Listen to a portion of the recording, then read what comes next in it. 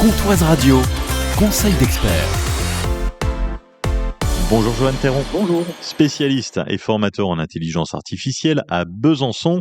Les deepfakes, la fausse information, comment est-ce qu'on peut arriver à repérer un deepfake fabriqué par une IA? C'est vrai, vous avez déjà peut-être tous vu des vidéos où un président, une star ou même un inconnu semble dire ou faire quelque chose, alors qu'en réalité, il l'a jamais fait. Ce sont des deepfakes. Des images, des vidéos ou des voix générées ou modifiées par l'intelligence artificielle pour donner l'illusion du réel. La question, c'est comment les repérer. Pour l'instant, il existe encore quelques signaux d'alerte. Des détails sur le visage, si on regarde bien les yeux, la bouche, des dents, des clignements étranges, un sourire figé, des dents un petit peu floues, le contour des oreilles mal défini, ce sont parfois des indices que l'image a été générée ou retouchée. Il y a également les mouvements et la voix. Si les lèvres ne sont pas parfaitement synchronisées avec le son, si la voix semble un peu métallique ou si les intonations ne collent pas à l'émotion du visage, alors méfiance. Mais le problème, c'est que ces indices vont disparaître. Les techniques progressent très très vite. Les défauts grossiers reculent, les modèles deviennent de plus en plus précis, les visages plus cohérents et les voix naturelles. Ce qui était facile à repérer il y a 3 ans devient beaucoup plus subtil aujourd'hui et sera quasiment indétectable demain, même pour un œil entraîné.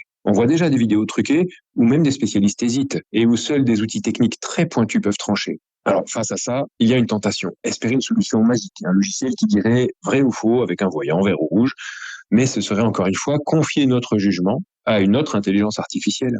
La seule réponse solide, c'est votre esprit critique. Ne jamais se fier à une seule vidéo sortie de son contexte. Une vidéo isolée, sans source claire, partagée par un compte anonyme qui provoque une émotion très forte, colère, peur, indignation, doit immédiatement vous alerter. Plus le contenu semble taillé pour choquer, plus il faut prendre du recul.